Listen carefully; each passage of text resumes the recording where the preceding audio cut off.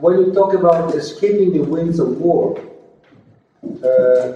we have to discuss what the winds are, where they're blowing, and what war we're talking about. And I think there is no doubt that the most blowing winds of war are the winds which are possibly leading to a war over the Iranian nuclear program.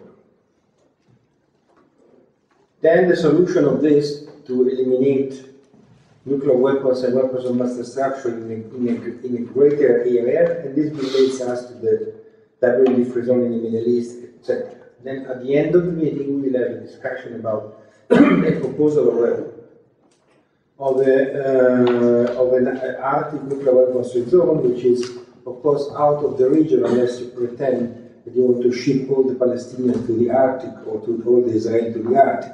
Someone would like to, but that's not really a possibility. I think that when we talk about first of all, the NPT. The NPT is a very complicated and imperfect treaty, there is no doubt about that. But still, it's a relevant element in world stability and peace. It's very imperfect. It is imperfect and it is unmodifiable. There is no chance that you can modify the NPT. So I want to take the NPT as it is now, and when we talk about the NPT, there are obligations and there are rights.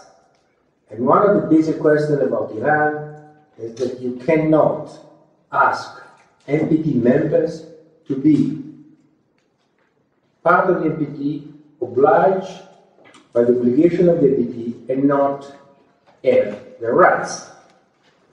The rights is to produce, the rights to produce civilian nuclear activity. We discussed it before about civilian nuclear activities. There are pluses and minuses, but I can guarantee to you that if you're a big country to acquire nuclear civilian capability, they would like to do it at any cost, and they will not look into the risks. They will be forced by the international system, in fact, to carry on. And no space, no room will be given there to consider national safety. So this would be essentially seen as an instrument, that's what's happening in Iran, that the others are using in order to twist your arm. When we talk about NPT again, there are obligations, and if you don't follow the obligation, then you are in violation. But see, violation is something that should be discussed and understood as much as a crime is discussed and understood in a lawsuit. You cannot just say, you have bad intention, I don't like you, you are an ugly country, and then don't look into the concrete violation. The violation that Iran committed to the NPT are small, very small, limited to the beginning, 2002, 2003, failure to report import of nuclear material. Everything else is cloudy, fuzzy. Iran is not forthcoming? Yes. They are not forthcoming. They are stick to the book.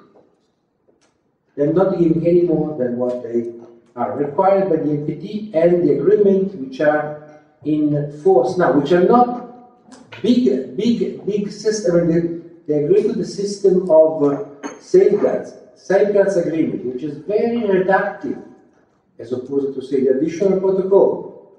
So the agency in Vienna has strong limitations, including limitation of collecting environmental samples and so on.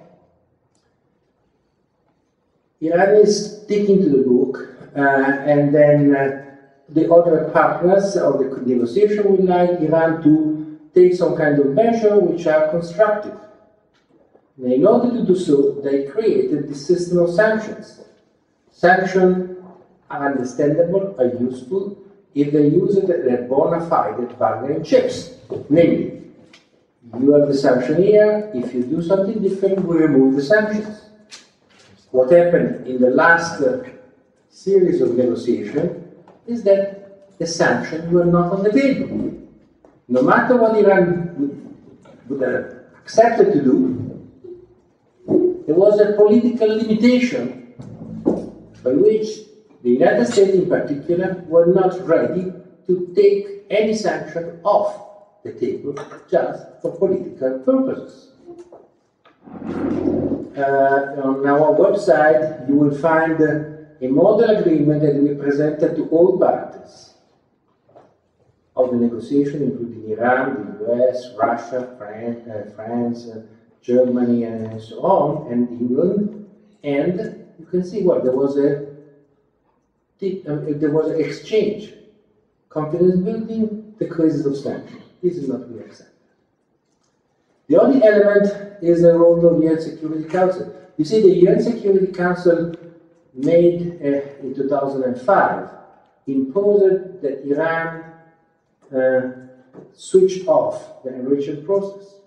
Now, the UN Security Council is a very tricky issue. On one side, the UN Security Council declaration are legislation, international law, but on the other side, the UN Security Council is allowed by the statute of the bylaws of the UN to apply sanctions and intervene in the military when there is a clear threat to peace. Where was the threat to peace in 2005? So there has been a sort of improper use of the UN Security Council, which is something that should be evaluated in the future. If the UN Security Council is not following by the rule, then you can have problems in many other areas. I just want to say that it is what is the prerequisite. Now the point is that speaking of war, I mean the drums of war are beating up in a serious way.